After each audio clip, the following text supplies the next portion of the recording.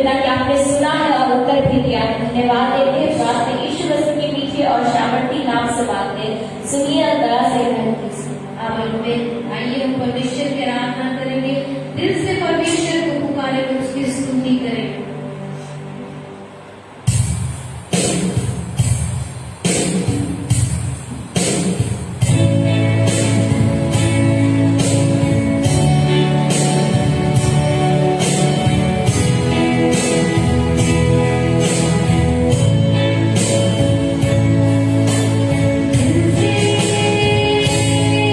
आराधना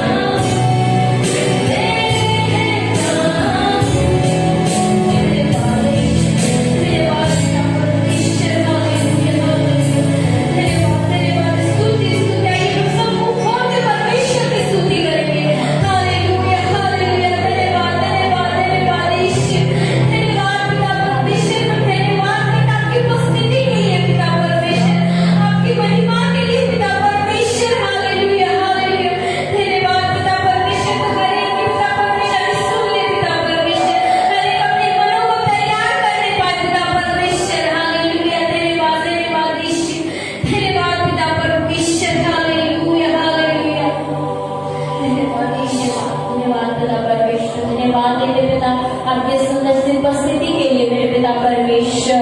जिस वक्त पिता हर एक के बीच में हमारे बीच में है पिता परमेश्वर, हम आपको धन्यवाद देते पिता परमेश्वर। प्रभु जी हम धन्यवाद देते मेरे पिता परमेश्वर, सचमुच पिता परमेश्वर जिस प्रकार से पिता परमेश्वर बच्चा अपनी मां के संग रहता तो अपने आप को महफूज समझता पिता परमेश्वर, हम आपके संग पिता आपके आपको पिता परमेश्वर महफूज जानते पिता परमेश्वर। हाँ पिता परमेश्वर हमको पिता परमेश्वर विश्वास करते पिता परमेश्वर की पिता परमेश्वर आपकी रूह पिता परमेश्वर हमें संभालती है मेरे पिता परमेश्वर। हाँ मेरे पिता परमेश्वर सब जो टूटे हुए हैं मेरे पिता परमेश्वर, जिनका हृदय पिता परमेश्वर टूटा हुआ है, पिसा हुआ है मेरे पिता परमेश्वर, प्रभु इस वक्त हम उन लोगों के लिए प्रार्थना करते पिता परमेश्वर। पूरे दिल से मेरे पिता परमेश्वर का वचन कहता है खुदा कि टूटा पिसा हुआ मन पिता परमेश्वर हृदय पिता आपके लिए सर्वोत्तम पिता परमेश्वर पिता वो बलिदान है पिता परमेश्वर। पिता हम पिता परमेश्वर हर एक लोगों के लिए प्रार्थना करते कि इस वक्त पिता परमेश्वर टूटे हुए उस पिसे हुए मन को पिता परमेश्वर प्रभु आप संभालिए मेरे पिता परमेश्वर। हाँ मेरे पिता परमेश्वर हर एक आंखों के आंसू को पिता परमेश्वर आप पोंछ के मेरे पिता परमेश्वर। हाँ मेरे पिता परमेश्वर प्रभु जी जिस प्रकार से पिता बोल अपने बच्चों को पग तले समेट के रखते पिता, आप हर एक को उसी प्रकार से समेट के रखते पिता परमेश्वर। हम विश्वास करते पिता परमेश्वर पिता अब आपके पास पिता परमेश्वर महफूज है मेरे पिता परमेश्वर। हाँ मेरे पिता परमेश्वर हम विश्वास करते पिता कि आपने हर एक को अपनी आत्मा से अपनी शामत से पिता कि आग से खुदावन भरा है मेरे पिता परमेश्वर।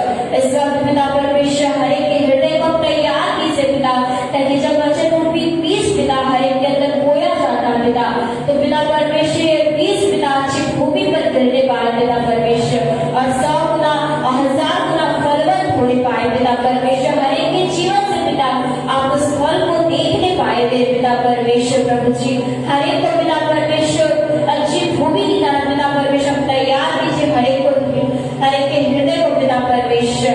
हाँ मेरे पिता परमेश्वर एक कोई स्थिर आत्मा शुद्ध मन कीजिए मेरे पिता परमेश्वर, ताकि स्थिरता से पिता परमेश्वर आपके वचनों को सुन सके पिता परमेश्वर और सिर्फ वचन पर सुनने वाला नहीं पिता पर उस पर चढ़ने वाला बन सके खुदा परमेश्वर। हाँ मेरे पिता परमेश्वर हर एक को संभालिए मेरे पिता परमेश्वर। पिता परमेश्वर धन्यवाद देते हर एक छोटी से छोटी बातों के लिए, हर एक भलाइयों के लिए खुदा जो आपने हमारे जीवन में किया है मेरे पिता परमेश्वर, हमें समझाना है पिता परमेश्वर। पिता अभी जो भी पिता परमेश्वर जिस जगह पे पिता परमेश्वर हर एक लोग की प्रार्थना करते पिता, ताकि वचन उनके जीवन में उनके परिवार में पिता परमेश्वर कार्य करने पाए मेरे पिता परमेश्वर। आपकी उपस्थिति पिता परमेश्वर उस जगह पर होने पाए मेरे पिता परमेश्वर, आपके स्वर्गदूतों का पहरा पिता परमेश्वर उस जगह पर होने पाए खुदा परमेश्वर। पिता हम पिता परमेश्वर पास्टर बाबा को भी आपके हाथों में सौंपते हैं प्रभु जी। जब वो वचन को देते हैं पिता तो उनके मुख के द्वारा पिता परमेश्वर आप उनसे बातचीत कीजिए पिता परमेश्वर, अपने वचनों के भेदों को पिता परमेश्वर हमें समझाइए, हमारे सामने खोलिए मेरे पिता परमेश्वर। हाँ मेरे पिता परमेश्वर ताकि हम उन वचनों को समझ सके और उनके अनुसार पिता अपना जीवन निर्वाह कर सके मेरे पिता परमेश्वर। प्रभु जी आगे के भाग को आपके हाथों में सौंपते, प्रार्थना नीति यीशु मसीह के नाम से मांगते, सुनिए स्वर्ग के राज में ग्रहण कीजिए। आमीन हालेलुया। आइए इस वक्त वचन में जाने का समय है, तो इस वक्त हम लोग वचन में जाएंगे।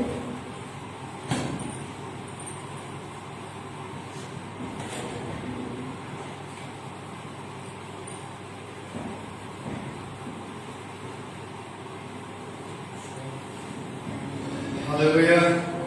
हमने यीशु प्रभु की और परमेश्वर पिता का एक बार फिर से धन्यवाद हो, उसने आज हम सबको जीवित रखते हैं और संभाला है और हम फिर परमेश्वर के भवन में उपस्थित हैं, जिसमें प्रभु के नाम की महिमा और उसकी प्रशंसा हो। और आज मैं आपको एक विशेष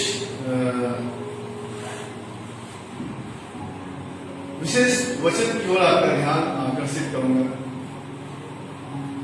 क्योंकि जब मैं इस पुस्तक को पढ़ रहा था परमेश्वर ने मुझसे बहुत से बातचीत करी और मैं इस बात पर विश्वास करता हूँ कि परमेश्वर भी आज सुबह आपसे अवश्य बातचीत करेगा।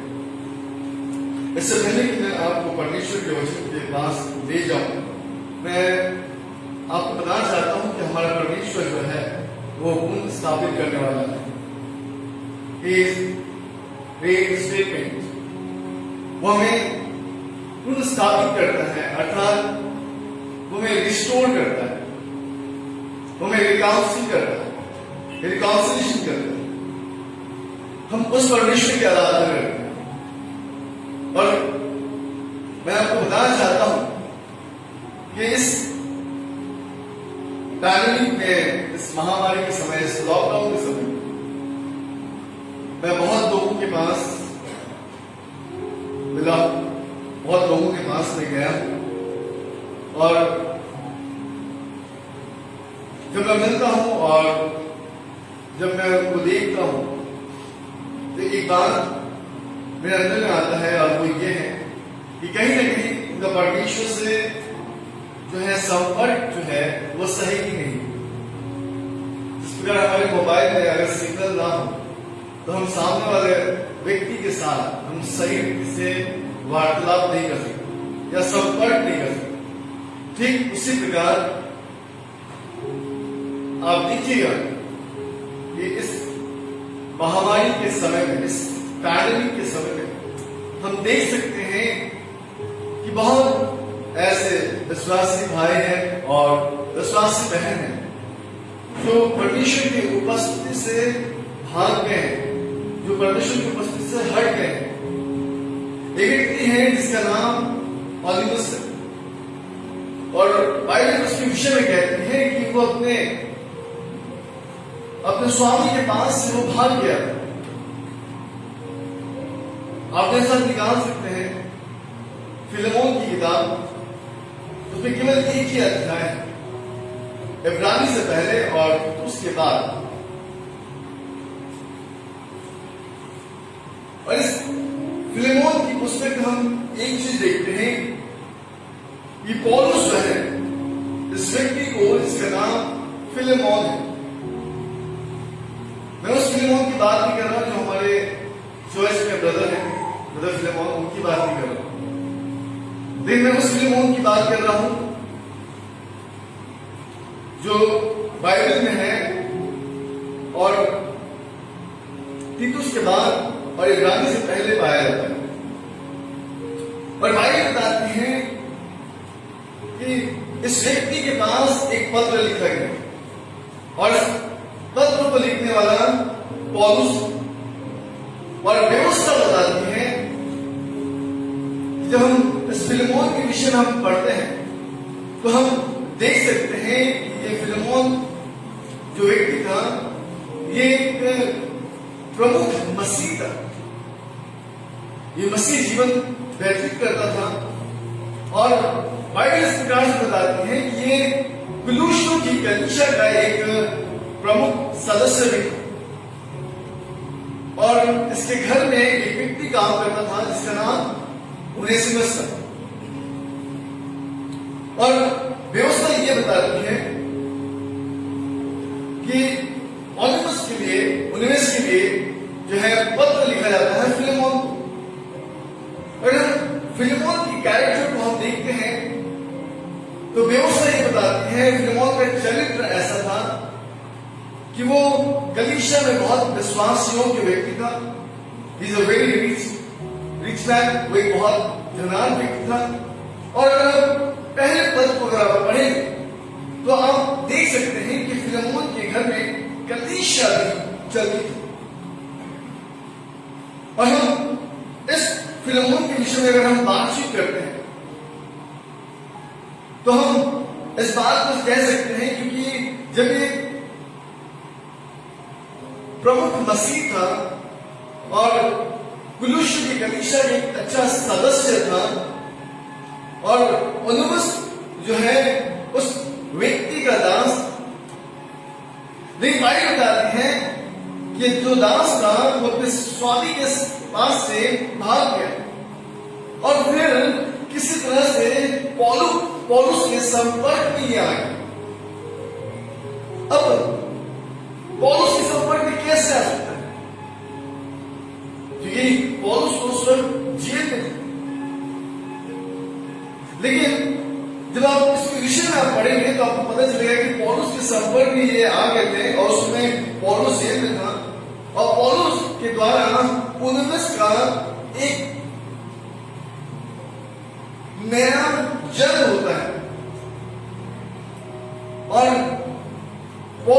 विषय में सारी बातों को जानता है, क्योंकि जब एक व्यक्ति का नया जन्म होता है तो अपने तमाम बुराइयों को खुदावन के पास लेकर आता है, अपने अधर्म के कामों को यीशु मसीह के पास लेकर आता है, अपने गुनाहों को यीशु मसीह के हाथों में समर्पित करता है और उससे तौबा करता है कि वो फिर से अब उस अधर्म के कामों में, उस गुनाहों में नहीं होगा और ना ही वो कोई ऐसे कार्य करेगा जो पिछले दिनों में किया करता था।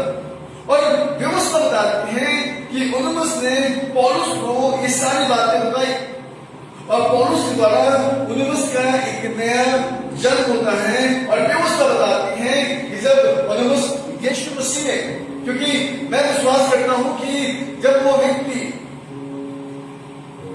फिलेमोन के घर में था और फिलेमोन एक ऐसा व्यक्ति था जो विश्वास योग्य व्यक्ति था, जो परमेश्वर के वचन का भय मानता था, जो परमेश्वर के वचन के अनुसार अपने जीवन को निर्वाह करता था और उस घर में वो व्यक्ति था, तो मैं विश्वास करता हूं कि वो व्यक्ति भी खुदा को बहुत अच्छी रीति से जानता था।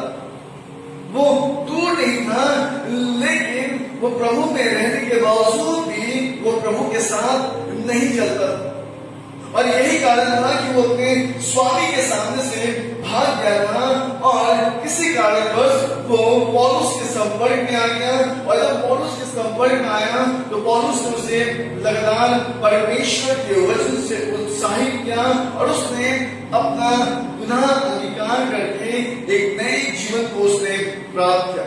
इसके बाद बाइबल बताती है कि पौलुस ने फिलेमोन को एक पत्र लिखी और उस पत्र में जो कि हम पढ़ सकते हैं 1 पद से लेकर और हम 25 पद तक हम देख सकते हैं कि किस प्रकार से फिलेमोन को पौलुस ने एक पत्र लिखी और उस पत्र में पौलुस फिलेमोन के उस दास के विषय में ये कहता है कि पुनः मेल मिलाप कर ले।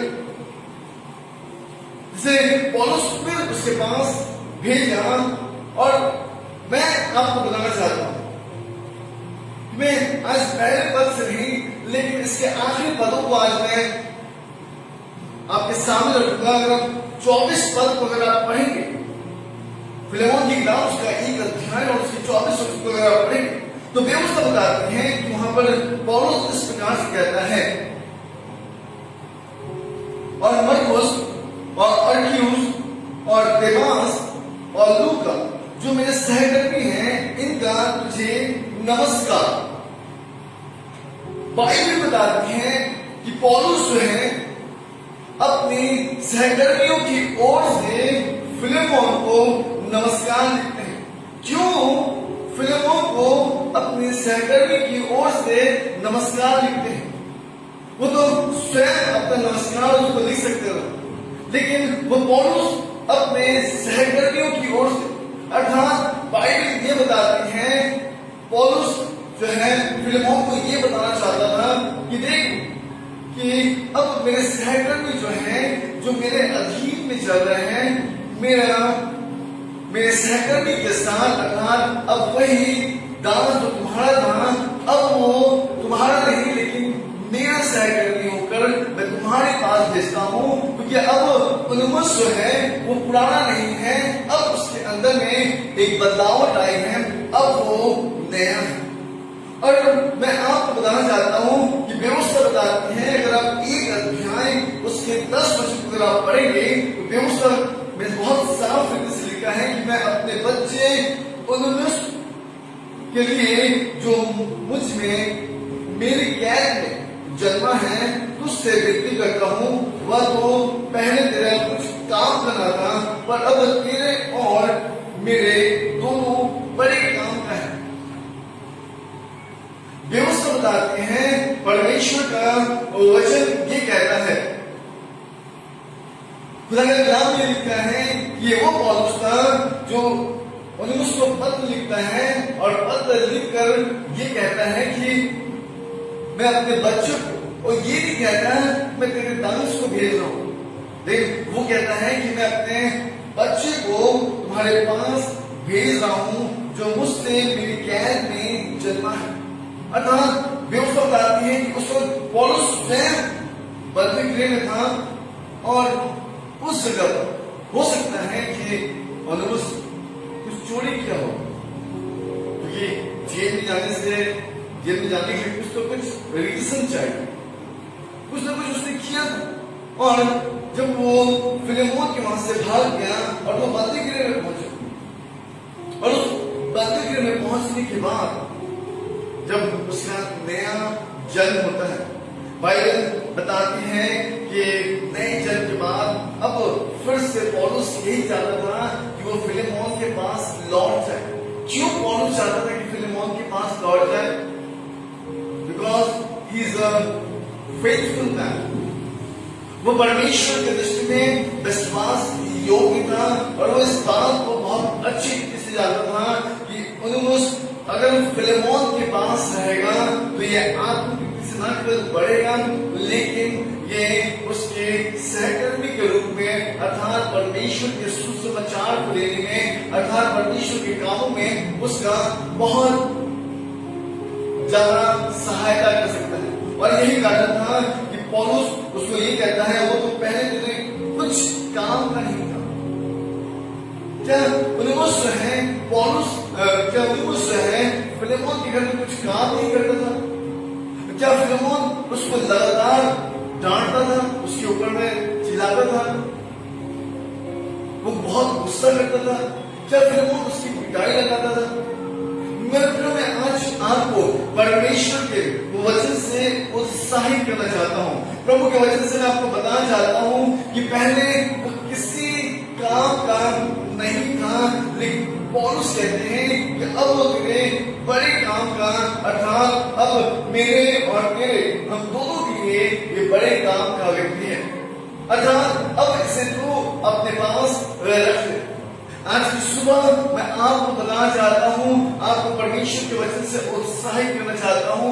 अगर किसी रीजन के द्वारा, किसी कारणवश निराशा, हताशा, परेशानी, mentally problems, physically problems, unfaithfulness की वजह से या किसी भी रीजन से अगर आपका परमेश्वर के साथ संपर्क टूट गया है, तो आज वो सुबह है जो आप परमेश्वर के साथ फिर से संपर्क साध सकते हैं। क्योंकि मैं आज आपको बताना चाहता हूँ कि परमेश्वर के राज में हर एक व्यक्ति बहुत अनमोल है। हालेलुया, बोले यीशु प्रभु की।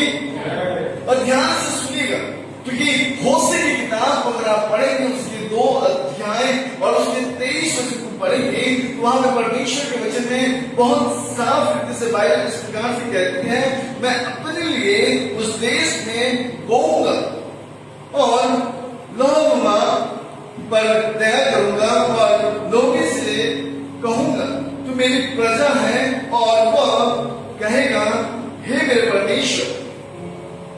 बाइबल कहती है होशे की किताब में कि मैं अपने लिए उस देश में बोऊंगा। कौन से देश में बोने की बात हुई है और क्या होशे की पत्री इस बात को बताने की कोशिश करती है? ध्यान दीजिएगा, क्योंकि व्यवस्था बहुत साफ रीति से हमें इस बात की जानकारी देती है कि परमेश्वर आज हमारे जीवन में कुछ ऐसा बोलने जा रहे हैं जिसके द्वारा हम उनके राज्य के लिए बड़े काम आ सकते हैं। व्यवस्था बताती है, जब आप पढ़ेंगे रोमियो की किताब उसकी 9 अध्याय और उसके 25 वचन को, book of Romans chapter 9 verse 25, और वहां पर देख सकते हैं कि किस प्रकार से पौलुस होशे की पुस्तक के विषय में जिक्र करते हैं, उस भविष्यवाणी की बातों के विषय में वो जिक्र करते हैं और कहते हैं कि जो मेरी प्रजा ना थी उन्हें मैं अपनी प्रजा कहूंगा, और जो प्रिय ना थी उसे प्रिय कहूंगा। और ऐसा होगा कि जिस जगह में उसने यह कहा था कि तुम मेरी प्रजा नहीं हो, उसी जगह वे जीवते परमेश्वर की संतान कहलाएंगे।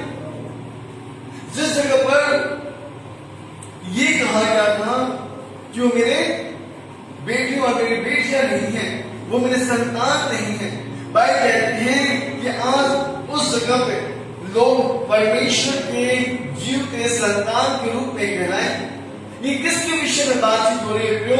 मैं आज आपको बताना चाहता हूँ, ये हमारे विषय में बाइबल बताती है कि वहां बहुत साफ रीति से 26 पद में लिखा है, ऐसा होगा कि जिस जगह में उसने ये कहा गया, उसने ये कहा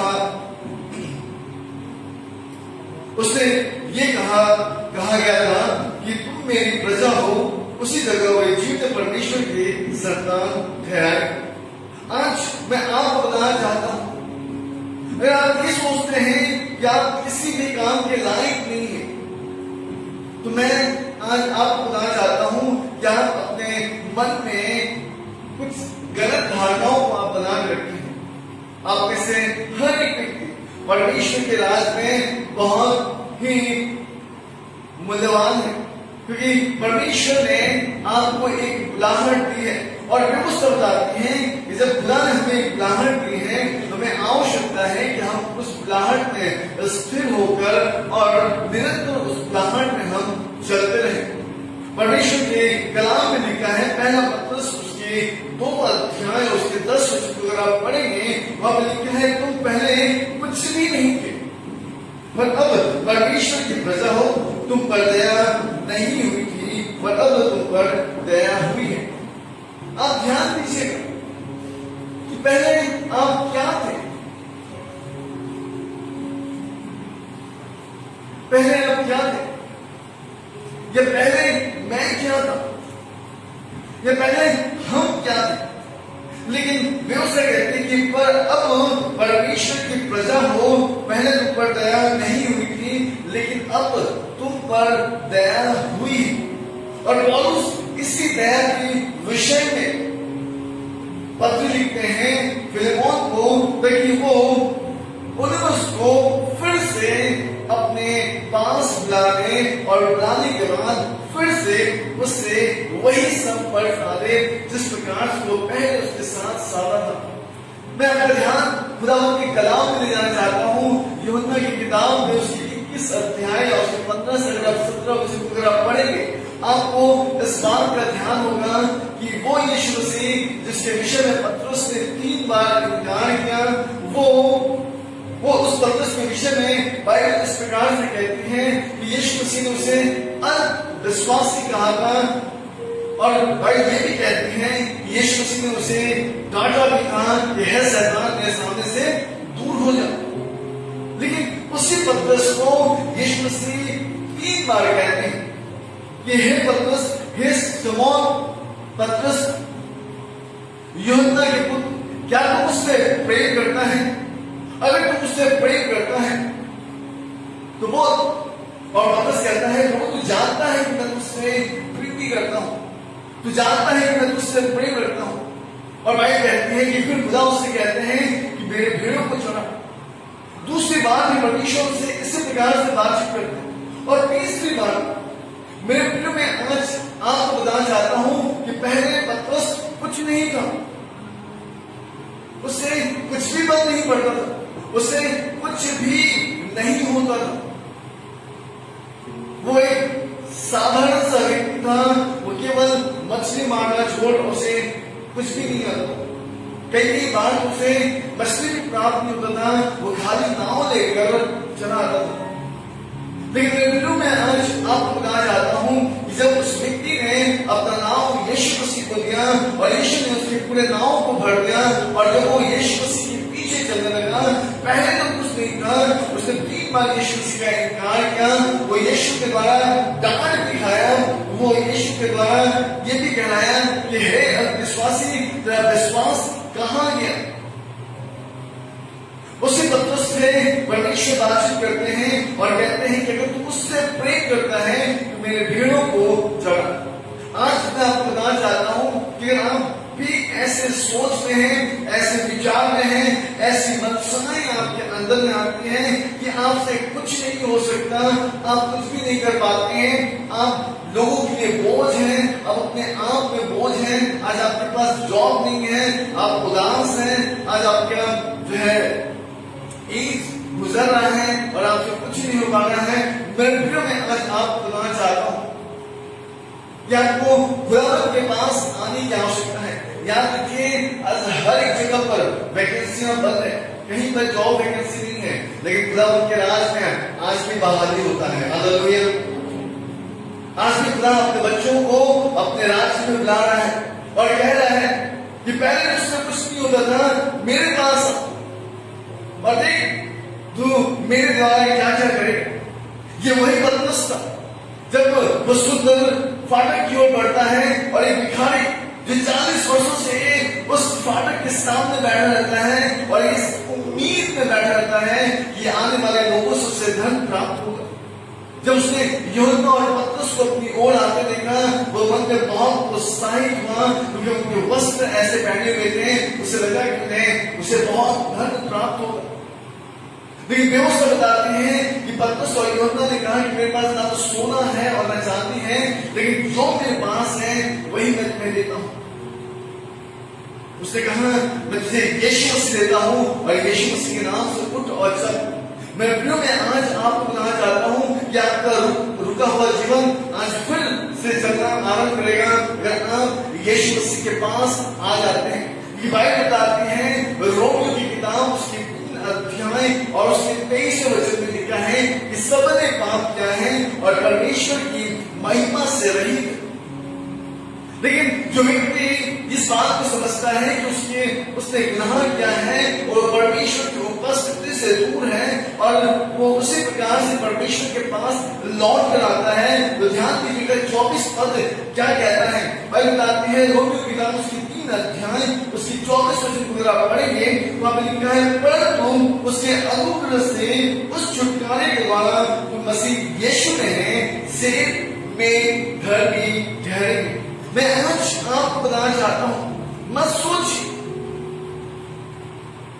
मत निराशा में जाइए, मत हताश होइए कि आपके परिवार में आपके लोग आपके साथ कैसा व्यवहार करते हैं।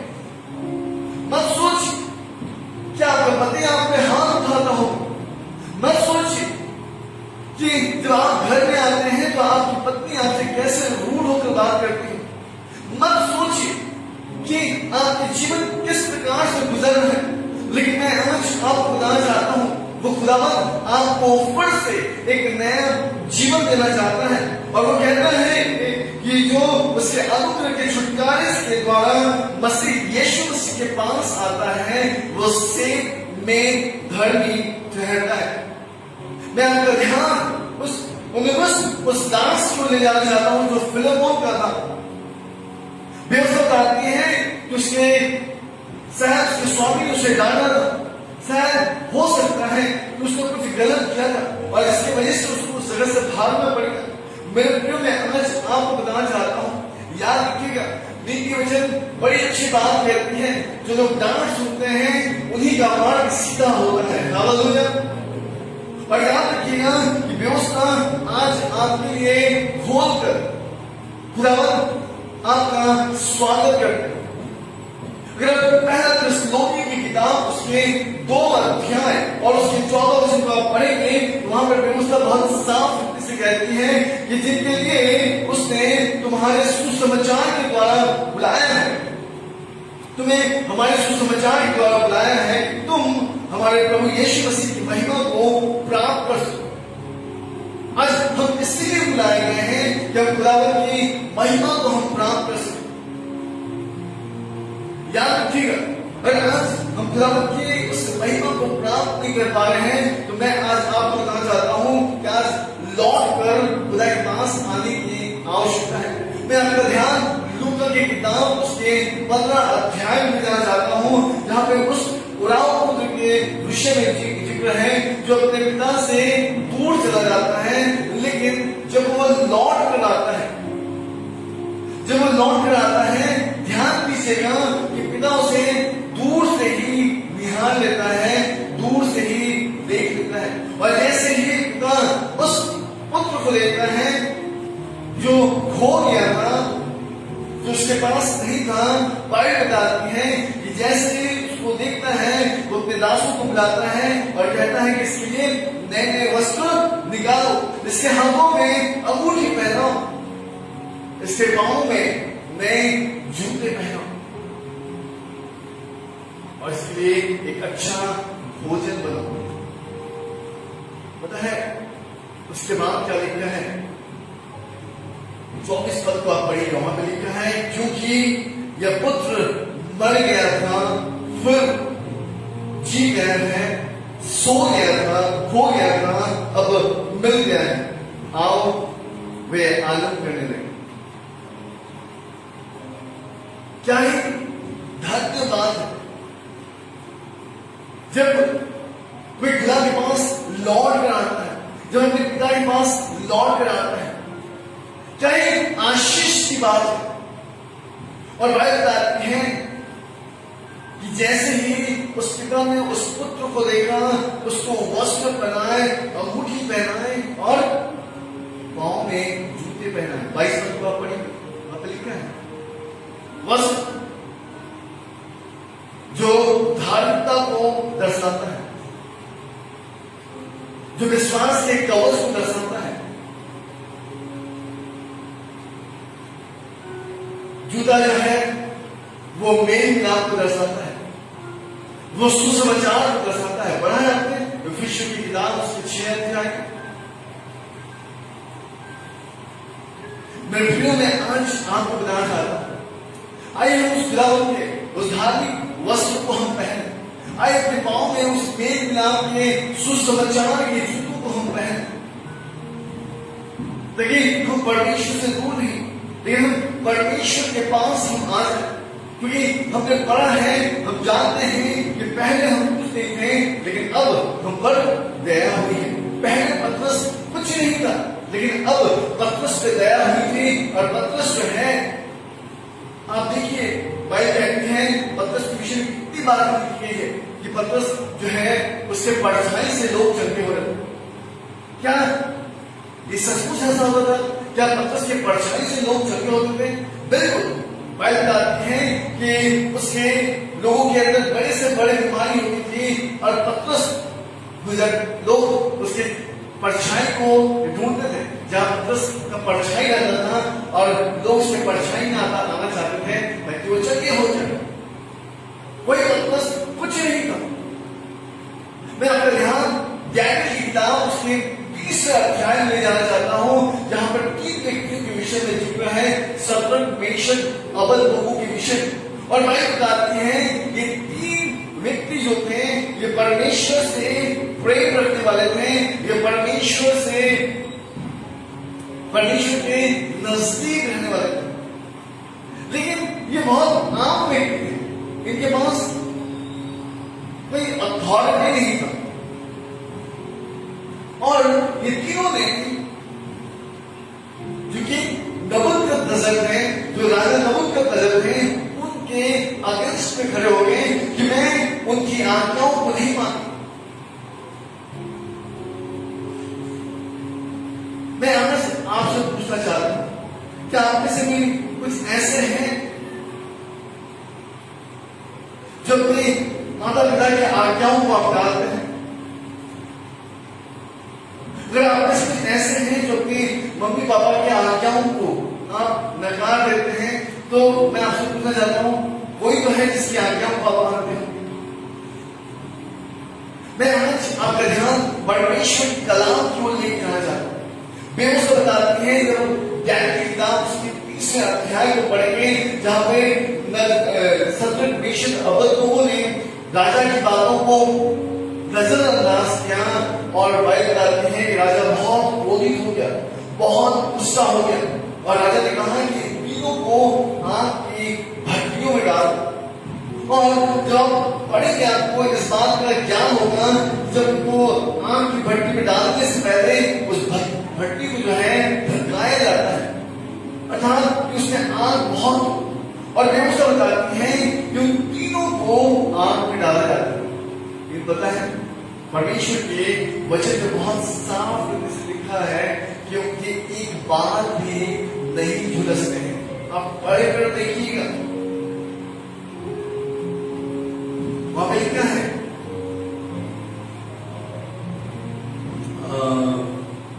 आई थिंक 28 पद को, माफ कीजिएगा, 28 पद को नहीं हम पढ़े और मुझे लगता है कि सर 26 पद को पढ़ेगा हमको वहां मिलेगा। फिर नबूकदनेस्सर धड़कते हुए भट्टी के द्वार के पास जाकर कहने लगा, हे शत्रु मेशक अबदनगो के परम प्रधान परमेश्वर के दासों, निकल कर यहाँ। ये सुनकर शद्रक अबदनगो आंख के बीच से निकल आए।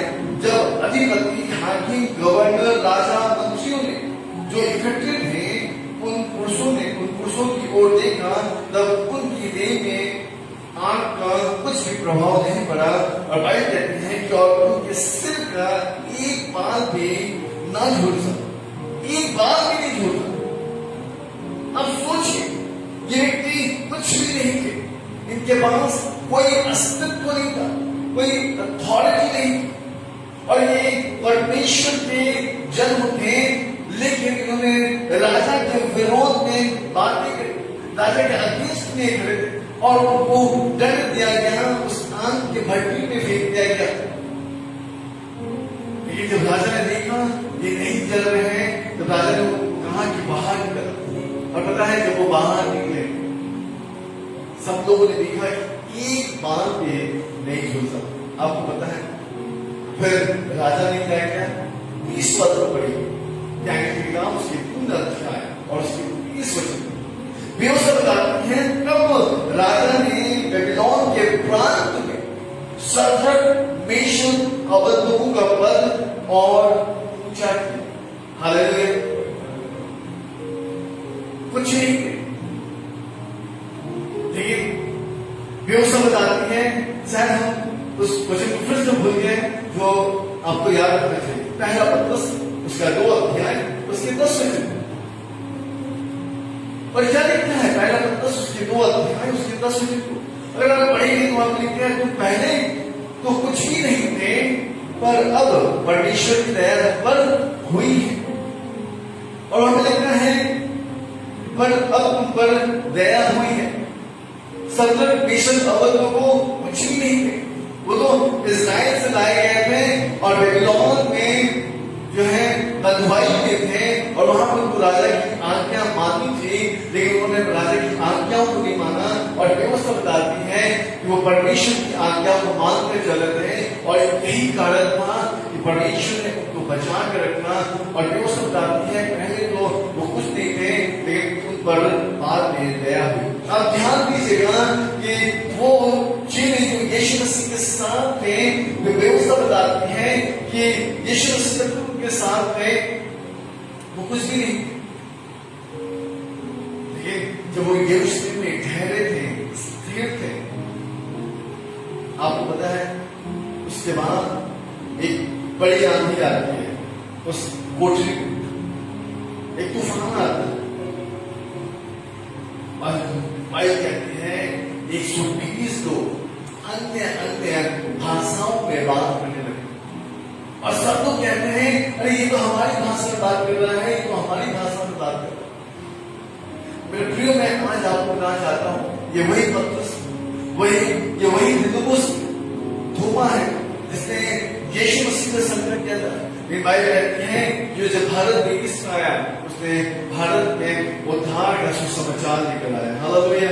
मेरे प्रियो, मैं आज सुबह मैं आपको परमेश्वर के वचन से उत्साहित करना चाहता हूँ कि इस पैंडेमिक में, इस महामारी में भी परमेश्वर ने हम सबको संभाल के रखा है।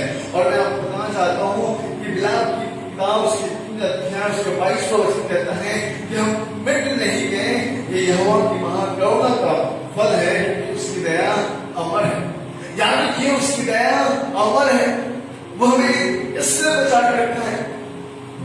और भजन संगीता उसका 118 अध्याय इस प्रकार से कहता है कि मैं ना मरूंगा वरन जीवित रहूंगा और परमेश्वर के कामों का वर्णन करता रहूंगा। याद रखिए, खुदा ने मुझे और आपको एक मेल मिलाप मिले जिसका नाम यीशु मसीह है, जो मुझे और आपको परमेश्वर ने जोड़ना चाहता है। आज मैं आपको बताना चाहता हूँ, जिस प्रकार फिलेमोन और अपुल्लोस के बीच में एक दरार आ गया था, एक गैप आ गया था, एक बाइबल बताती है कि पौलुस ने उस गैप को भरा है। आज मेरे वीडियो में आपको बताना चाहता हूँ कि अगर आज हम इस प्रकार के जीवन में हम उदास हैं, निराश हैं, तो मैं आज परमेश्वर जो है वो हमारे जीवन को भरने वाला है। हो सकता है कि कल तक हमसे कुछ नहीं होता था, लेकिन आज परमेश्वर हमसे बहुत कुछ करना चाहता है, बहुत कुछ कराना चाहता है, क्योंकि उसकी दया हम पर हुई है। और मैं जो बताना चाहता हूँ, व्यवस्था बहुत साफ से बताती है। जब हम होशे की किताब उसके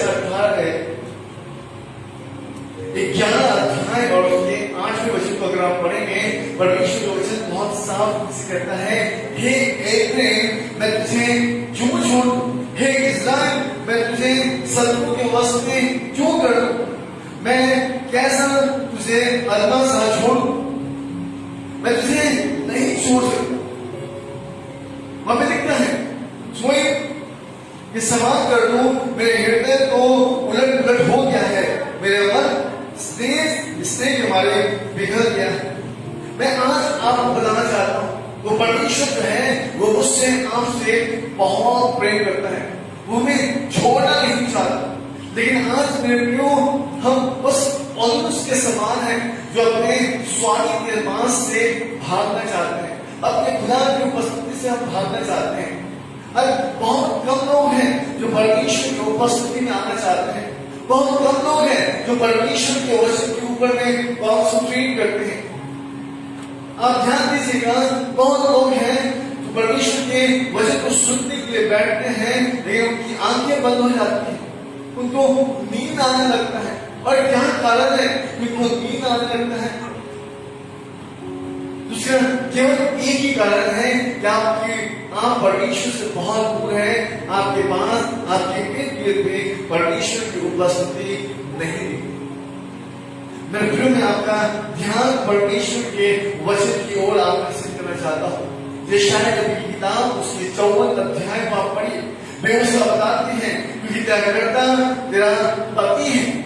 व्यवस्था बहुत साफ से कहती है क्योंकि तेरा कर्ता जो है वो तेरा पति है, उसका नाम सेनाओं का यहोवा है और वो इस्राएल का पवित्र और तेरा छुड़ाने वाला है, सारी पृथ्वी का भी परमेश्वर।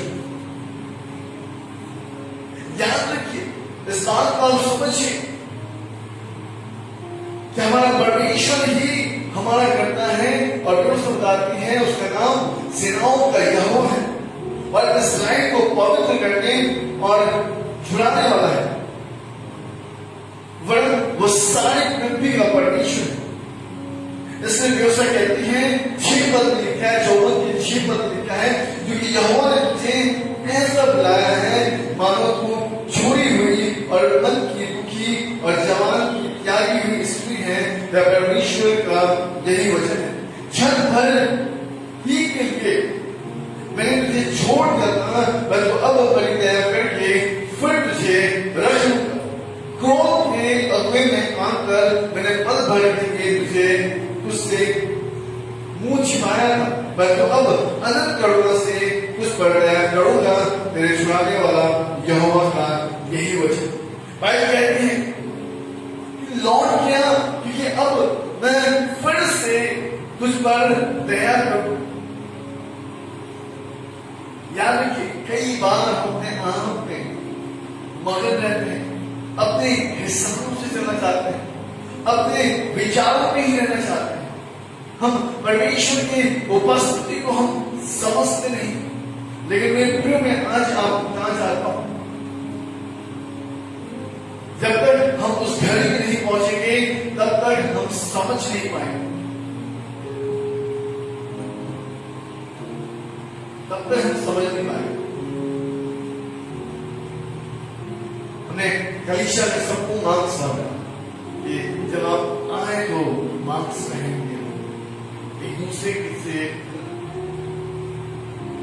लेकिन आपको पता है, कल मैं थोड़ा सा एक वीडियो क्लिप देखा और उस वीडियो क्लिप में कुछ ऐसा था, किसने व्हाट्सएप पे भेजा था और उस वीडियो क्लिप में ऐसा था कि एक पुलिस वाला जो है वो एक गाड़ी को रुकवाता है और उनसे ये कहता है कि अरे आपने मास्क नहीं पहना है, आपका चलान करेगा।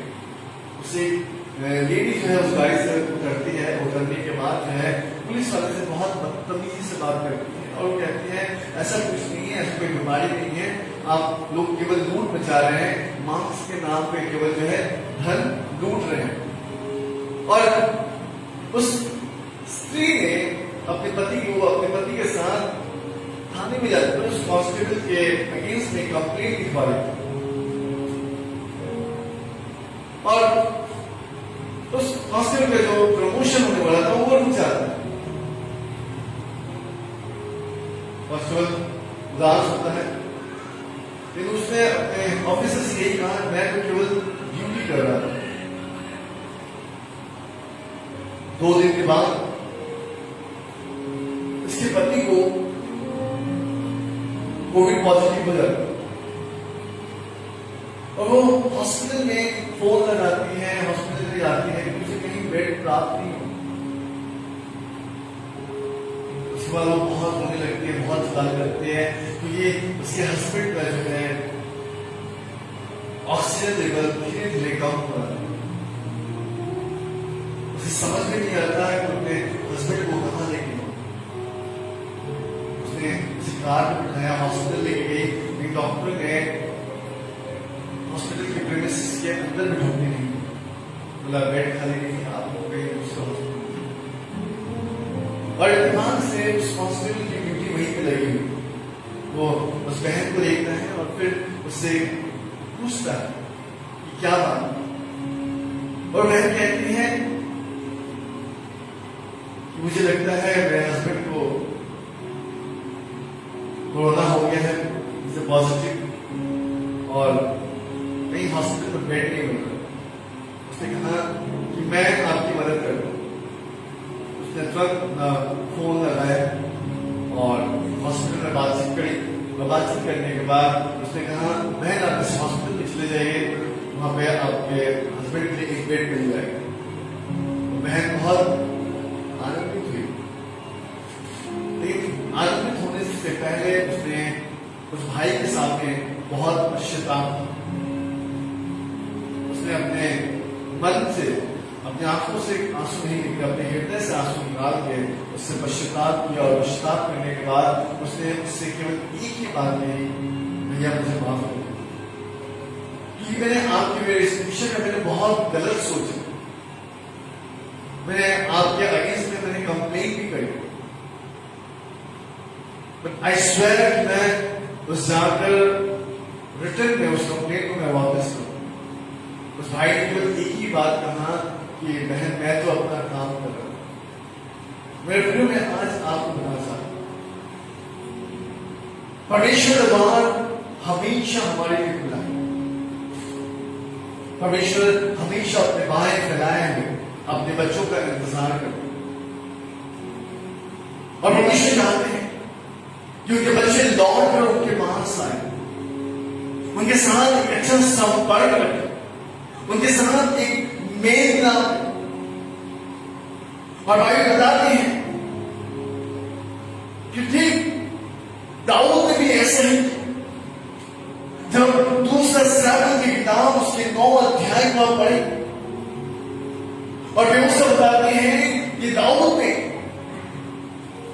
सीबा से पूछा कि क्या यूनातान का या साउल का कोई भी संपर्क या कोई भी रिलेटिव है, क्योंकि दाऊद यूनातान से बहुत प्रेम करता था। दाऊद का प्रिय मित्र साउल का बड़ा बेटा यूनातान था, और वे उससे बताती है कि सीबा ने कहा कि हाँ, यूनातान का एक बेटा बच गया है जो लंगड़ा है।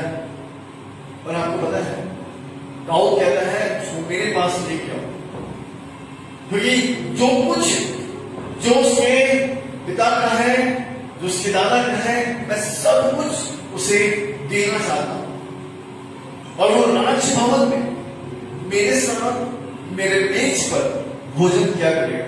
आइए हम लोग वचन पढ़ेंगे, दूसरा सामुएल उसके 9 अध्याय और उसके 7वें वचन। दाऊद ने उससे कहा, मत डर, तेरा पिता यूनातान के कारण मैं निश्चय तुझको प्रीति दिखलाऊंगा, और तेरे दादा साउल की सारी भूमि तुझे फेर दूंगा, और तू मेरे मेज पर नित्य भोजन किया करे।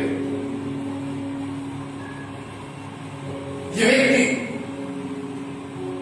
जो अपने जीवन में कुछ भी नहीं था, कुछ था क्या? कुछ नहीं था, छुपा हुआ था, लंगड़ा था।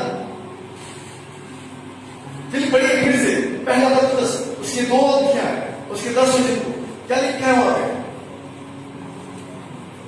पहला पत्रस 2 अध्याय उसके 10 वचन वहां पे लिखा है, तुम पहले तो कुछ भी नहीं थे, पर अब तुम पर दया हुई है।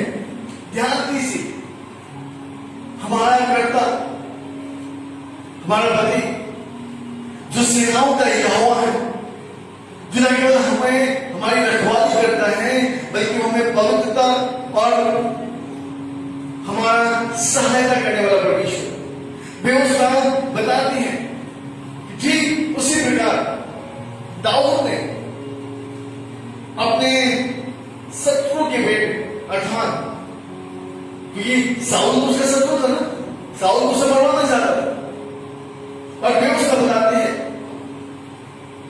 कि दाऊद ने उस व्यक्ति का जिसके पास कुछ नहीं था, उसका नाम क्या था? वहां पे लिखा है मपीबोशेत, उसका नाम है मपीबोशेत, है ना। और बाइबल कहती है कि दाऊद की कृपा उस पर हुई। याद रखिए, जब एक आम इंसान के ऊपर में एक राजा की कृपा हो सकती है, तो हम और आप खुदावंद के बेटे और बेटियां हैं, हम उसकी जीवित संतान है। आप सोचिएगा कि उसकी दया हम पर कितनी है। व्यवस्था बताती है कि परमेश्वर जो है अपने लोगों से बहुत प्रेम करता था, और परमेश्वर वचन ये कहता है कि परमेश्वर जो है विनम्र से, है ना, रुक कर क्रोध करने वाला है। निर्णय की चरित्र के द्वारा, निर्णय की चाल चलन के द्वारा परमेश्वर बहुत क्रोधित था, और उसने योना भविष्यवक्ता को कहा कि जाके निर्णय को कह दे कि अपना मन फिरा दे, अन्यथा मैं निर्णय को नष्ट कर दूंगा।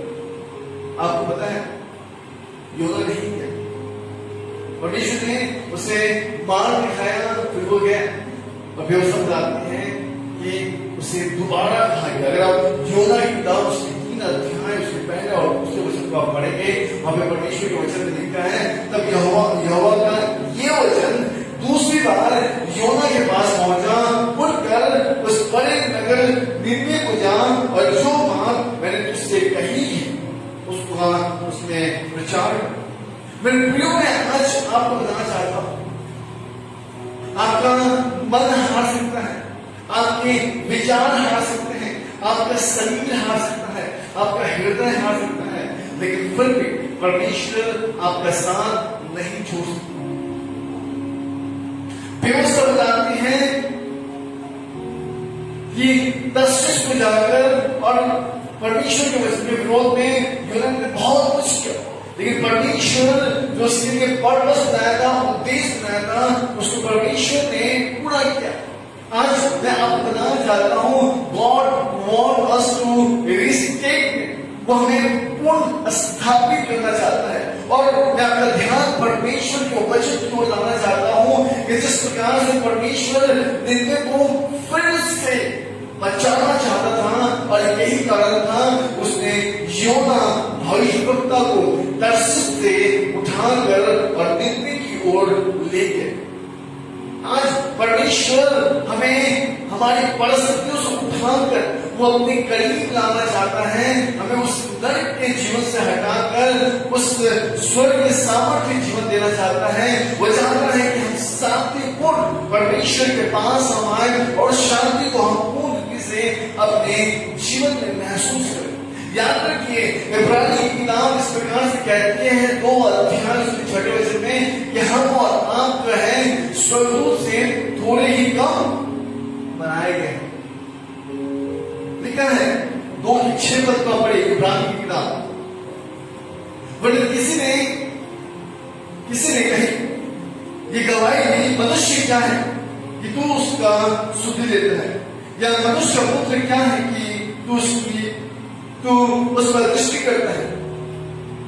तूने उसे स्वर्गदूतों से कुछ ही कम किया है, तूने उस पर महिमा आदर का मुकुट रखा है, और उसे अपने हाथों के कामों पर अधिकार दिया है। तूने सब कुछ उसके पांव के नीचे कर दिया है, इसलिए जबकि उसने सब कुछ उसके अधीन कर दिया तो उसने कुछ भी ना छोड़ा जो उसके अधीन ना हो, पर हम अब तक सब कुछ उसके अधीन नहीं है। अब तक हम सब कुछ, मैं आज आपको बताना चाहता हूं, कंडीशन आवश्यक है कि वो परमेश्वर के प्रति, परमेश्वर के उपस्थिति, प्रभु के दास के उपस्थिति में वो खुदा के निकट अधीनता में आ जाए और परमेश्वर के पास फिर से लौटकर, जिस प्रकार से पौलुस ने उन्नीस के लिए केवल एक ही चाहता था कि वो फिर से स्थापित हो, फिर से वो फिलेमोन के उस घर में चला जाए जहां पर उसकी अच्छी देखभाल हो सकती है, जहां पर वो परमेश्वर के वचन में दिन प्रतिदिन बढ़ता चला जाए। पौलुस की यही मंशा थी। और जब मैं इस फिलेमोन की पत्री को पढ़ रहा था, पौलुस अपने आप को बूढ़ा कह रहा था, अर्थात पौलुस एक उम्र में आ चुका था। मेरे प्रिय, मैं आज आपको बताना चाहता हूं, परमेश्वर हमेशा अपने बच्चों के लिए, और एक माता पिता भी अपने बच्चों के लिए हमेशा यही चाहते हैं कि उनके बच्चों की परवरिश अच्छी हो। परमेश्वर चाहते हैं कि आपकी परवरिश परमेश्वर के अनुग्रह में हो, उसके भवन में हो, उसकी उपस्थिति में हो, और आप परमेश्वर के अनुग्रह और उसके सामर्थ्य में परिपूर्ण होकर बढ़ते चले। मैं आपको बताना चाहता हूं कि परमेश्वर जो है वो हमारे जीवन में बहुत पूर्ण रीति से कार्य करना चाहता है, लेकिन आज हम जो है कहीं ना कहीं हम परमेश्वर की उपस्थिति से हटकर और परमेश्वर के विरोध में हम काम कर रहे हैं। जिस प्रकार से सिमसोन लेकर, कितने लोग जानते हैं सिमसोन को? मैं आपका ध्यान परमेश्वर के वचन को ले जाना चाहता हूं। जब हम सिमसोन के विषय में पढ़ते हैं तो बाइबल बताती है कि किस प्रकार से सिमसोन को परमेश्वर ने बहुत बल दिया। 100 हाथियों का बल उसके शरीर में था, वो किसी को भी फाड़ सकता था। बाइबल बताती है कि उसने शेर के मुंह में हाथ डालकर जिस प्रकार बकरी को फाड़ा जाता है, उसने उस प्रकार से फाड़ दिया था। इसके पास इतना बल था। और बाइबल कहती है कि वो न्याय के रूप में इस्राएलियों के ऊपर राज कर रहा था, लेकिन उसका ध्यान परमेश्वर की ओर से, परमेश्वर के उस बल से, परमेश्वर की उस बुद्धि से, उस ध्यान से हट चुका था और उसका ध्यान जो है फिलिस्ती की एक स्त्री के ऊपर लग गया। और वे सब बताते हैं कि वो अपने मर्द के आनंद को पूरा करने के लिए उसने परमेश्वर के उस बल को, जिस प्रकार से एसाव ने अपने पहलों के पद को छोड़ दिया था, उसी प्रकार सिमसोन ने अपने बल, अपने सामर्थ के राज के विषय उसने उस स्त्री को बता दिया। और बाइबल बताती है जिसका विक्रांत सिमसोन उस स्त्री के साथ था, सो रहा था, उसका नींद में ही उसका सिर मुंडवा दिया गया। और आपको पता है इसके बाद उससे एक चेयर भी नहीं मिला, क्योंकि उसका पूरा बल उसके बालों में था। उससे कुछ भी नहीं हो रहा था। वो बहुत परेशान था कि अचानक से क्या हो गया कि मेरा पूरा बल खत्म हो गया। और बाइबल बताते हैं कि जब सिमसोन ने उस आईने में अपने आप को देखा, उसने देखा उसके सर पर बाल नहीं है। आपको पता है उस सिमसोन की क्या दशा हुई? बाइबल बताती है कि उसके उसकी आंखों को फोड़ दिया गया, और न केवल उसके आंख को फोड़ दिया गया, लेकिन उसके उनके बाल पहले उठ गए थे, उसका बल खत्म हो गया था, उसके आंख फोड़ दिया गया और उसे तेल निकालने के स्थान में रख दिया। उसके हाथों में जंजीर बांधा गया था, और उस तेल निकालने वाले जो होती है, क्या बोलते हैं, हाँ, जहां पे बैल वगैरह को लगा था, बोलते, तो उसने उस जगह उसको बांध दिया गया। और सिमसोन उसको अकेले ही घुमाते रहता था, उससे तेल निकलता था। लेकिन मैं आपकी बात बताना चाहता हूं, एक करिश्मा हो सिमसन के बाद फिर से निकलने लगी। पढ़िए न्याय की किताब उसके 16 अध्याय उसके 22 वचन। उसके सिर के बाद मुड़ जाने के बाद फिर बढ़ने लगे। इसका मतलब है कि सिमसोन के अंदर में फिर से वो ताकत आ रही थी। हालेलुया।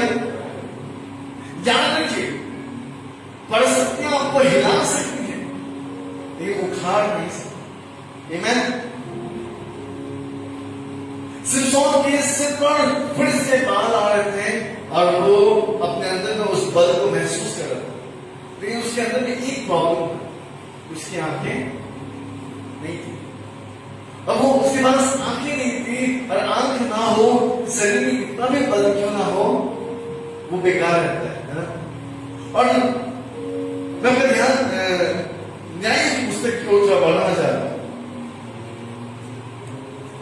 और बाइबल बताती है कि सिमसोन ने अपने मन में ये सोचा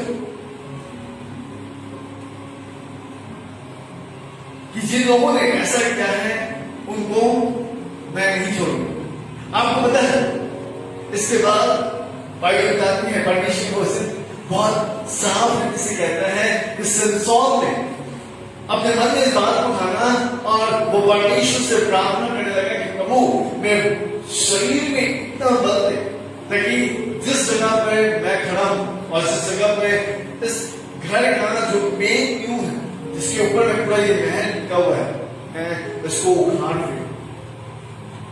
और पता है, सिमसोन इसी सोच में लगा हुआ था, इसी बात में लगा हुआ था। और व्यवस्था बताती है, परमेश्वर के वचन में बहुत साफ रीति से बताया गया है, और इस बात को हम पढ़ भी सकते हैं, हम देख भी सकते हैं। 16 के 30 पद में लिखा है, 29 पद में, तब सिमसोन ने उन दोनों बीच वाले खंभों को जिसमें घर सभा हुआ था पकड़कर एक पर को दाहिनी हाथ से और दूसरे पर बाएं हाथ से बल लगा दिया, और सिमसोन ने कहा पलिश्तियों के संग मेरा प्राण भी जाए, और वह अपना सारा बल लगाकर झुका। और बाइबल कहती है कि वो महल गिर गया। और आपको पता है, सिमसोन अपने जब तक उसके बाल थे, जब तक उसके पास बल था, है ना, उसने जितने लोगों को मारा उससे कहीं अधिक, अगर आप पढ़ेंगे इस पद में लिखा है, ये इस प्रकार जिनको उसने मरते समय मार डाला, वे उनसे भी अधिक थे जिन्हें उसने अपने जीवन में मार डाला था। याद रखिए, इस बात को हमेशा ध्यान रखिए।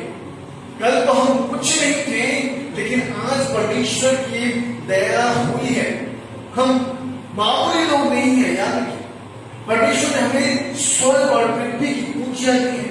बाइबल कहते हैं कि जो कुछ हम यहाँ पालेंगे वो स्वर्ग में पाला जाएगा, जो कुछ हम यहाँ खोलेंगे वो स्वर्ग में खोला जाएगा।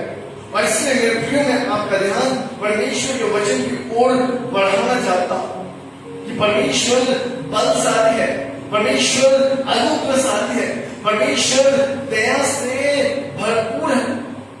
याद रखिए, जिस प्रकार से परमेश्वर ने पतरस से प्रेम रखा और पतरस को कहा कि तू मुझसे प्रेम रखता है तो मुझसे मेरे भेड़ों को चला, ये वही पतरस था जिसके प्रति प्रभु ने ये कहा कि तू अल्पविश्वासी है, तेरे अंदर में शैतान छिपा हुआ है। उसके विषय में ये कहा कि तू आज ही 3 बार मेरा इनकार करेगा। उसी पतरस को कहते हैं कि मेरे भेड़ों को चला। मेरे प्रियो में आपको बताना चाहता हूं कि वो मनुष्य किसी काम का नहीं था फिल्म में, लेकिन पौलुस अब कहते हैं कि अब ये बड़े काम का है, न केवल तेरे लिए लेकिन हम दोनों के लिए। याद रखिए, आज आप परमेश्वर के राज्य के लिए आप बहुत बड़ा योगदान दे सकते हैं। आज परमेश्वर आपसे योगदान के विषय में बातचीत कर रहा है। परमेश्वर आज आपसे पूर्ण स्थापना के विषय में बातचीत कर रहा है। क्या हम अपने आप को फिर से प्रभु की उपस्थिति में, क्योंकि जब से ये पैंडेमिक आया है कहीं ना कहीं हम परमेश्वर की उपस्थिति से हट गए हैं। कहीं ना कहीं हमारा विचार जो है कहीं और लगने लगा है। हमारे ब्रेन में बहुत सी ऐसी बातें आने लगी हैं। याद रखिएगा, व्यवस्था बताती है उत्पत्ति की किताब को उसके 40 अध्याय को पढ़ेंगे, जहां पर 2 व्यक्ति जो है बंद गृह में डाले जाते हैं। एक का नाम पिलाने वाला और एक का नाम खिलाने वाला। और बाइबल बताती है, अगर आप उत्पत्ति 40 अध्याय उसके 13 वचन को आप पढ़ेंगे तो यूसुफ उसके स्वप्न को उत्तर देता है और ये कहता है, इसलिए अब 3 दिन के भीतर फिरौन तेरा सिर ऊंचा करेगा और फिर से तेरा पद वह तुझे नियुक्त करेगा और तुम पहले के समान फिरौन को पिलाने वाला होकर उसका कटोरा उसके हाथ में फिर दिया करेगा। परमेश्वर हमें पूर्ण स्थापित करना चाहता है। कल तक हम कुछ नहीं थे, लेकिन आज परमेश्वर की दया हम पर हुई है। याद रखिए, कल हम एक आम व्यक्ति थे। कल तक मुझसे कुछ नहीं बन पड़ता था, लेकिन आज जब प्रार्थना के द्वारा लोग चंगे होते हैं, आज परमेश्वर के वचन के प्रचार करने के द्वारा लोगों का मन परिवर्तन होता है। कल तक उनमें कुछ नहीं था, लेकिन आज पौलुस विषय में गवाही देता है कि अब ये बड़े काम का है। मेरे प्रियो, मैं आपको बताना चाहता हूं कि परमेश्वर प्रेमी है, परमेश्वर अनुग्रहकारी है, वो दया से भरपूर है। मैं आपका ध्यान प्रभु के वचन की ओर ले जाना चाहता हूं और मैं आपको बताना चाहता हूं कि परमेश्वर किस प्रकार से प्रेम करता है। ध्यान दीजिए,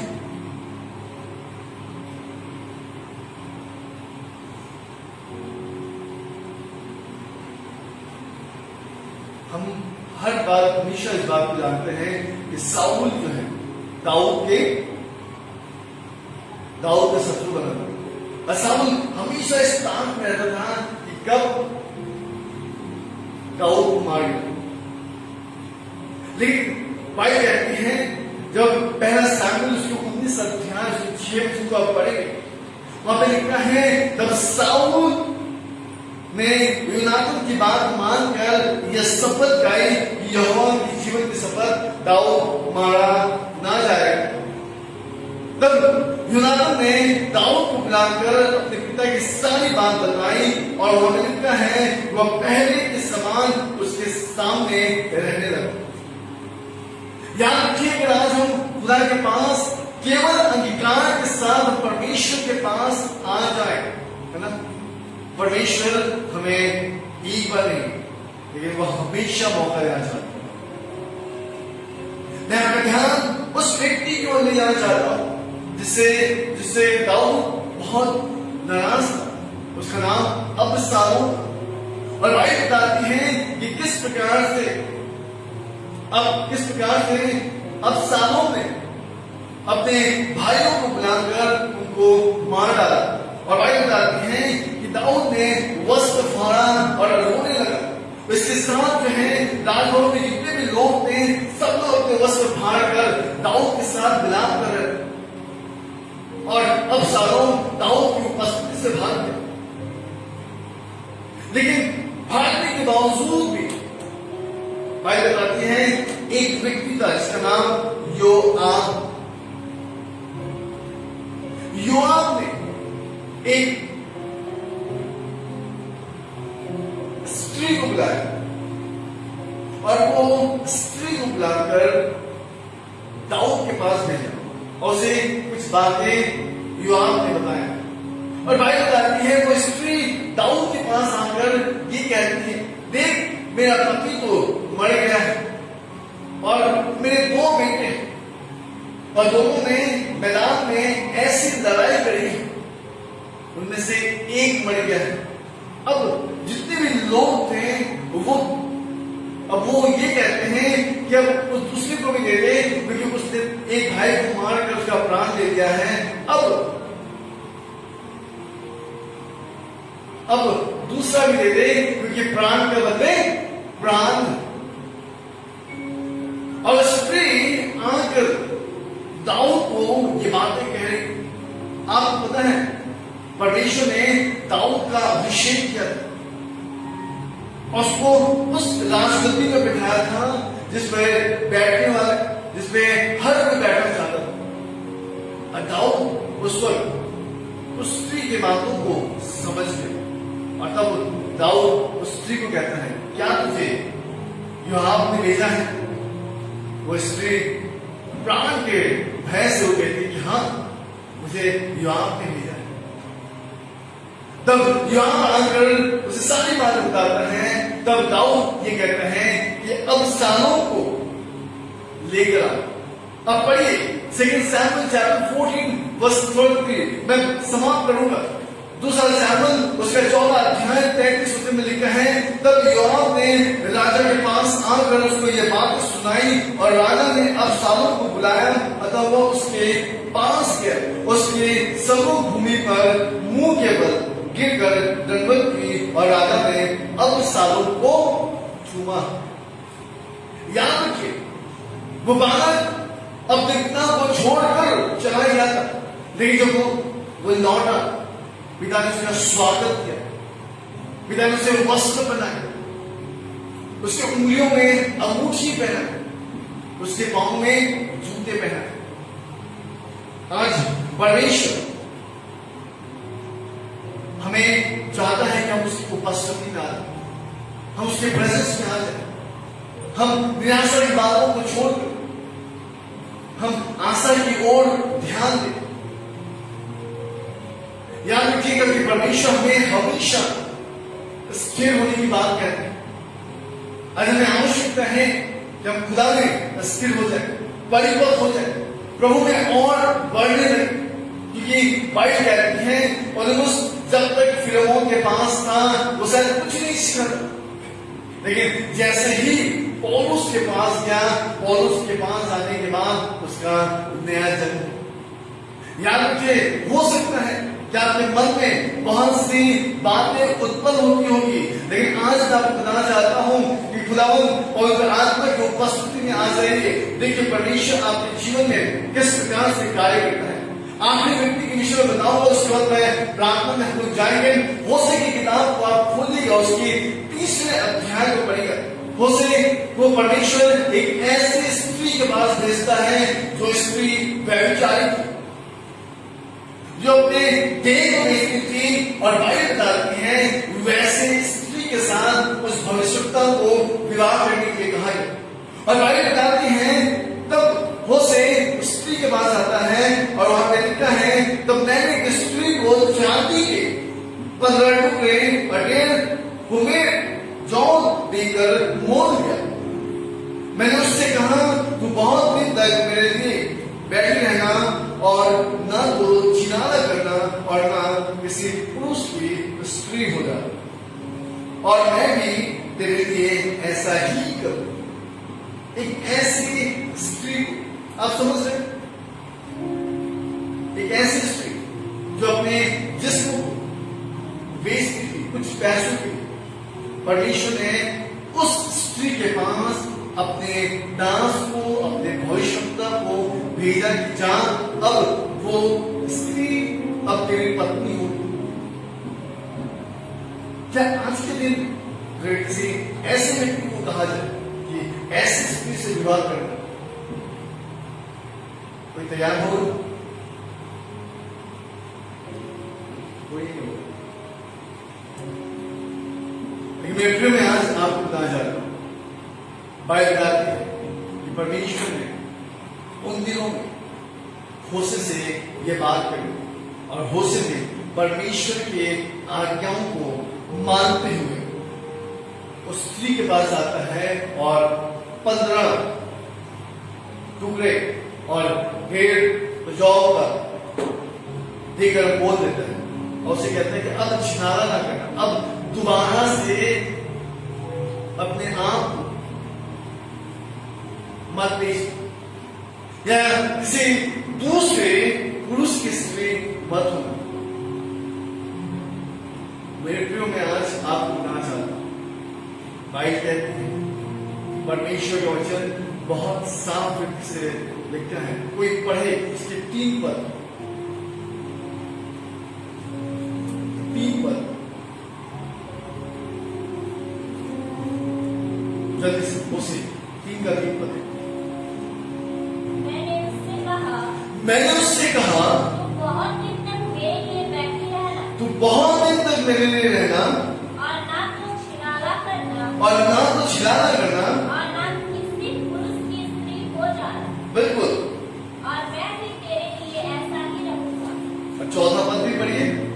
क्योंकि इस्राएली बहुत दिन तक क्योंकि इस्राएली बहुत दिन तक बिना राजा, हाँ बिना हाकिम, बिना राजा, बिना हाकिम, बिना बिना यज्ञ, यज्ञ, बिना लाभ बिना लाभ, और बिना एपोद या बिना एपोद और तेरे देवताओं के बैठे रहेंगे। क्या तेरे देवताओं के बैठे रहेंगे। भाई कहते हैं कि उसके बाद में अपने परमेश्वर यहोवा और अपने राजा दाऊद को फिर ढूंढने लगेंगे और अंत के दिनों में यहोवा के पास उसकी उत्तम वस्तुओं के लिए खड़खड़ाते हुए आएंगे। मेरे प्रियो, मैं आज आपको बताना चाहता हूं, कल तक हम छिनाला करते थे, हम परमेश्वर की उपस्थिति से भागते थे। कल तक हम परमेश्वर के मार्ग में और संसार के मार्ग में हम चलना चाहते थे। लेकिन आज इस समय है कि हम अपने आप को फिर से प्रभु की उपस्थिति में स्थापित करें। याद रखिएगा कि किस प्रकार से बाइबल बताती है कि नेहमिया जब ये सुनता है कि यरूशलेम के सरपना टूटे और टूटे हैं, जले हुए हैं, आपको पता है बाइबल बताती है कि वो यरूशलेम के सरपना को बनाने के लिए खुदा से प्रार्थना करना आरंभ करता है। और किस प्रकार से वो राजा से इजाजत लेकर यरूशलेम आता है उसकी सरपना को बनाने के लिए। लेकिन आज परमेश्वर स्वयं आपके मनों को बनाना चाहता है। आज स्वयं परमेश्वर आपके हृदय को बनाना चाहता है। आज स्वयं परमेश्वर आपके जीवन में काम करना चाहता है। आइए हम उस वापस के समान भले ही हो, भले ही एक समय हमने परमेश्वर का इनकार किया, भले ही एक समय हमारे जीवन में शैतान ने राज किया, भले ही हम एक समय अविश्वासी के समान थे, लेकिन आज समय है कि हम अपने आप को पुनर्स्थापित करें। जिस प्रकार पौलुस को मौका मिला कि वो फिलेमोन के पास लौट कर आए, आज इस कलीसिया की आवश्यकता है कि खुदा की उपस्थिति में लौट कर आए। जिस प्रकार अबशालोम को मौका मिला कि वो दाऊद के पास लौट के आए, आज इस कलीसिया के पास मौका है कि वो खुदा के पास लौट के। जिस प्रकार दाऊद को मौका मिला कि साउल के साथ रह सके, आज हमारे पास मौका है कि हम खुदा के साथ रह सकें। आइए इस वक्त अपने आप को हम बंद करें, आइए अपने हृदय को हम परमेश्वर के पास उसके सम्मुख हम तैयार करें। आइए हम परमेश्वर को कहें कि प्रभु कल तक तो हम कुछ नहीं थे, परंतु आज आपकी दया हम पर हुई है। आज आपकी दया हम पर हुई है खुदा। प्रभु हमें काम कर, हमें निकल कर परमेश्वर। प्रभु किस प्रकार से तुमने उस पिलाने वाले को फिर और के सामने लाकर उसी अभिषेक में उसे खड़ा कर दिया। प्रभु किस प्रकार से तुमने मूसा के द्वारा प्रभु हमें यह बताया कि कल तक हम छिनाला करते थे, कल तक हम अपने परमेश्वर को छोड़कर हम संसार की इबादत करते थे, लेकिन आज हमें फिर से अपने आप को स्थापित करने की जरूरत है। हम देख सकते प्रभु कल तक सतरक मेषक अबदनगो कुछ नहीं थे, लेकिन जब आपकी दया हम पर हुई प्रभु, आपने उनका नाम ऊंचे पे, उनका नाम ऊंचा है। पवित्र परमेश्वर, आज सुबह हम आपको धन्यवाद देते हैं प्रभु। हम आपके नाम की महिमा, आपकी तारीफ और आपकी प्रशंसा करते हैं। हम हे अब्बा कहकर प्रभु हम आपको पुकारते हैं।